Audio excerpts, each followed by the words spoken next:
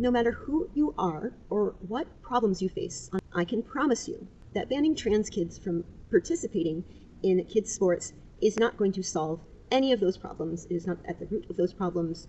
And in fact, politicians are likely doing this in order to distract you from the things they could actually be doing to solve the problems that most of us face on a day-to-day basis. So why are they doing this then? Being very generous, the bans themselves affect a few dozen kids. The call for this is not coming from kids or women's sports. We have seen that the people behind this do not respect women's sports. They do not care about women's sports. They do not care about women. They do not care about fairness in sports. They do not care about kids in sports. They also don't care about the issues that people who are involved in women's sports do care about. There have been increasing attacks on Title IX, funding inequality between women's and men's sports, and lack of action on sexual abuse within children's sports, and the ability of coaches to move from program to program, continuing to prey on kids and not being held accountable. You could ask Jim Jordan about this. He was involved heavily in covering up such a scandal, yet Trump awarded him the Presidential Medal of Freedom. Trump also mocked the women's hockey team when congratulating the men's hockey team for a championship. Despite the women's hockey team actually having a much more impressive record, he joked about inviting the women's team to the White House, which obviously he wouldn't do because who cares about women's sports, right? Not him, not the people behind this. Now, the assumption is that having trans girls in girls' sports would give them an unnatural advantage. Again, I don't think this is what they're actually worried about. They just want to attack trans kids.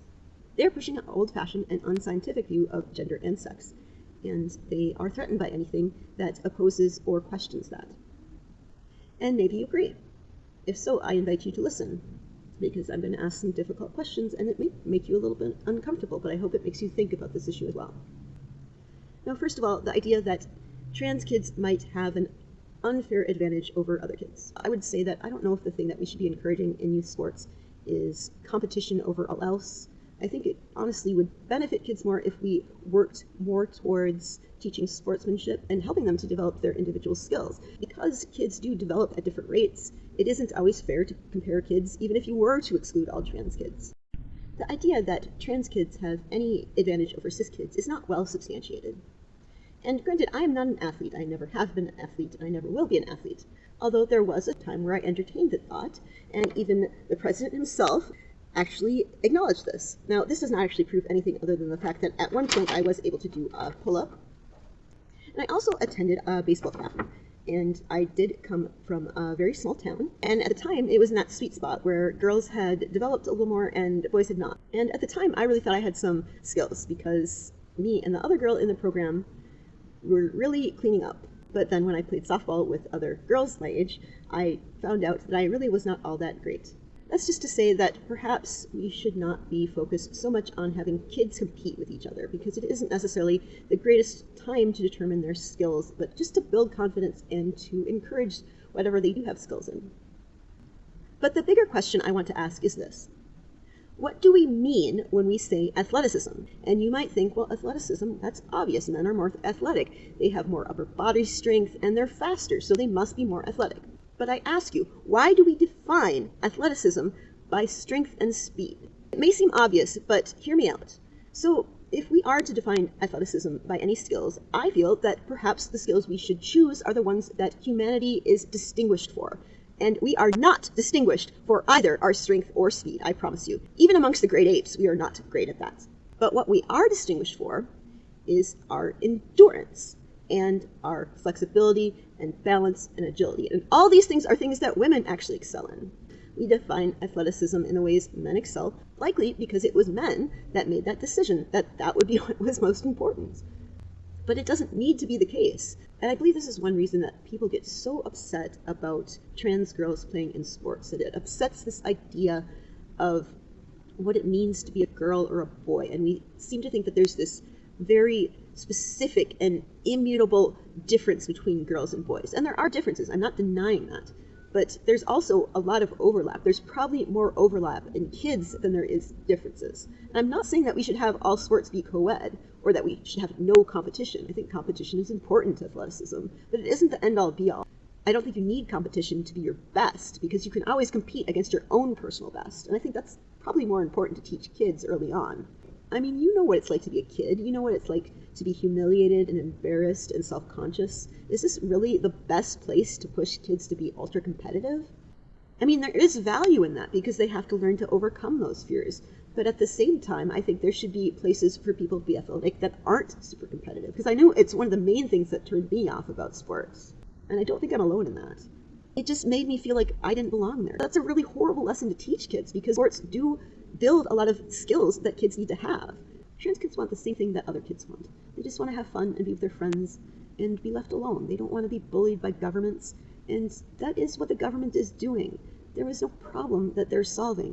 But there's this idea that for some reason boys might pretend to be trans just to do a lot better in sports. And that is not what is happening at all. I promise you. It really is a ridiculous assumption to make considering all the hell that we put trans kids and trans adults through, that people would fake it to either do better at sports or sexually assault women. It's just not backed up by reality. Trans people are not the biggest threat to women. The people who are attacking trans women are the biggest threat to both trans women and cis women. And it's just not true that trans kids in sports are just blowing away all the competition. And I do think there is concern for fairness. I'm not saying that this is an unreasonable concern. I'm just saying that the people who are pushing us, I am certain that this is not their concern. If you just listen to them and listen to what they care about, what they talk about, and see the type of people they are, you can tell that this is not their concern. They're going to do anything they can to go after trans people. And if they actually cared about this issue, they would do the other things that need to be done to help women in sports and help student athletes and keep them from being exploited by universities for profit. And take a serious look at concussions in young boys and some of the sports injuries that young people are getting far too early that can ruin lives. I think we can agree that sports for kids should be fun and safe over everything else. I really hope young people take a stand on this, that they refuse to play unless their trans teammates can play. I really do have a lot of hope in the next generation because it does seem that they have a much more enlightened view of queer people and gay people and trans people in general. If you're my age, you remember games like Smear the Queer and being called the F word. They have come a long way, we really have. And it's actually one place where America, believe it or not, is pretty progressive compared to the rest of the world. And that's something to be proud of. Even if you don't understand it or it makes you uncomfortable, that's fine. You just can't hate them. You just can't treat them like lesser people because of this. Forcing anyone to live as someone they know they are not doesn't help any of us. It just sows division. It just gives us someone to blame for all the things that are actually wrong with this world right now. The cruelty, the war, the violence, the fact that we can't afford anything, the fact that we have more than enough food and housing and the ability to care for everybody, and we don't. And why? Because of profit? Because a few people want to hoard all of the wealth? It's absurd. Yet this is the way things are, and they don't need to be.